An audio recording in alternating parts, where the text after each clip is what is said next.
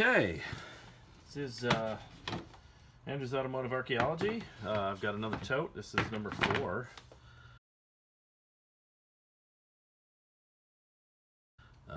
Again, it's just a tote at random off the big pile I have stored in my garage, and it's number 4 from Phillipson Ford in Argyle, Wisconsin. They closed sometime around 2001, I think.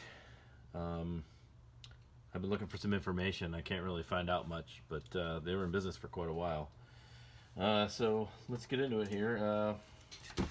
So the first thing in here is that sitting right on top, and that is what old Ford people refer to as the Green Bible. That's my copy. You can tell it gets used a lot. It's in better shape, but basically this is the Chassis Parts and Accessories Catalog, 1928 to 1948, and it's a nice compact size, not like these huge counter books you see from the later years. So it's really handy to have around. It's not it doesn't take up a lot of space. It's easy to look stuff up, and it's got everything. All the flathead stuff's in here. It's an amazing resource to have. And this one's not in very good shape, but it's better than this one, so I might just keep this one and throw this one away. We'll throw that down there, throw that one down there too. Second bunch of manuals and catalogs and stuff in here. There's a Napa lighting safety products. What do we got here? OSI catalog. OSI stands for Obsolete, Supercede, and Interchange catalog, and basically when Ford retires a part number and replaces it, they put it in here, so you can tell if the part number is no longer in the catalog. You can look it up in here, and it'll tell you what the new part number is. So this is a good thing to have around. Also, this particular one is from January 1974, and it says volume 4, so it was extensive. There's a 1973 version, January 1973, yeah. 3 different versions. I generally don't use these, but there are people that do, so that'll probably do well in an auction starting at $9.99. So that's what I'll do with that. This probably not worth much by itself, but if I can find some other similar types of catalogs, these will sell. If you have this sort of thing, if you come across this sort of thing, it's a good resource to have. I don't generally, so I don't have the space to hang on to something like this for until on the rare occasion I might need it. Let's see. We have well, that might be something for a lot. Somebody might be interested in that. Okay, here we go. 1970 preliminary shop manual. 68 Ford Thunder. Now these are shop manuals, but the thing about these shop manuals is there are many volumes. So these are just one of a number of volumes of each of these. And what I've been doing with these is I come across them. I had several boxes of them that I found. I've just been storing them, and I'm going to try to put together the sets. So hopefully I'll be able to find more of these and put them together, because the sets are worth, obviously it's a complete set, they're worth more. This is interesting. Chilton's Motor Age Body and Frame Manual, 3rd edition. This is, there's a date on here somewhere, 1952. Yeah, it says Phillipson Garage up there, so this is one of their shop manuals that they had. Okay, it's got body parts, part numbers,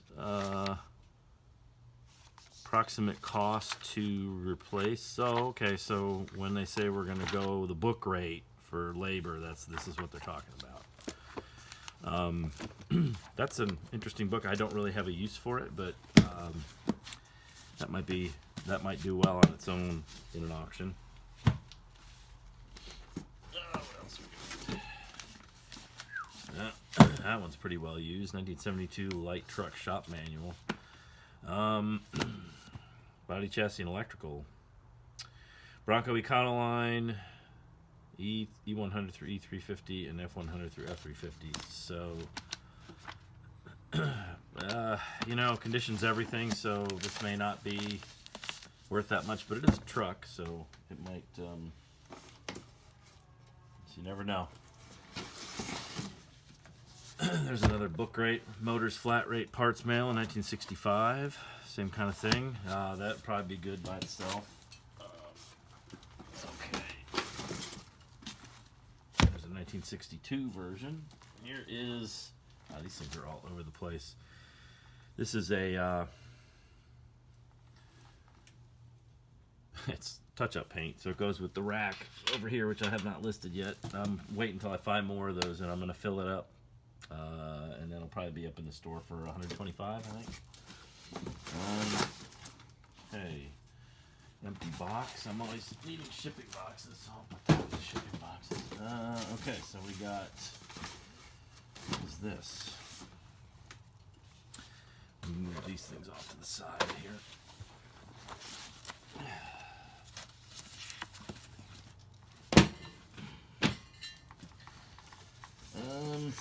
This box is in horrible condition. That is a Fomaco box. It says, you can read it there. Radio receiver kit, all transistor push buttons, C30Z, one kit, 1963. Well, AM radio. There's the parts. Base plate. Okay, that's interesting. Yeah, well, it's got attaching parts. I don't know if it has all of them, but that'll probably go up in the store. There's a what is this?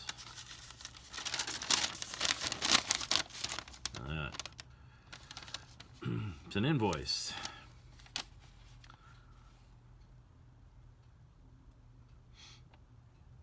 Phillipson Garage, Argyle, Wisconsin.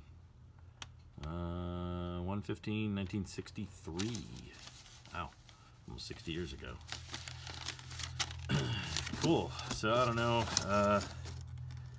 Yeah, there it is. Came from Chicago Parts Depot, Melrose Park, Illinois. Okay, so we'll put that up. That'll be separate. That'll be something that'll go up probably for a fixed price. Okay, one more box. It says 2000 Miscellaneous. I bet that what we got here, sales ledger. Yeah, there we go. So 2000, yeah, see 2000. I don't really see anything. I've seen a few boxes of this stuff before, and I don't see anything much later than 2000. So I think that's about when they retired and went out of business. Sport utility vehicles, 2000 Ranger. For somebody like me, 2000, that's not that long ago, it seems like, but, that's 21 years ago. So, these cars, I mean, they're approaching classic age, and there might be people looking for, for manuals and stuff. What I think I will do with this is this whole box lot, I'll just put it up for a 99-cent starting bid and let it go, because these manuals, this literature sells slowly anyway, and it takes up a lot of space, it's a lot of weight, and just the sooner I get it out, the better. I can move on to stuff that's going to do a little bit better for me. But 2000, yeah, I think I've gone back to 1979 on some of these, so there's some earlier stuff, but not much. But anyway, that'll be probably an auction lot, and with that, that's the end of this tote.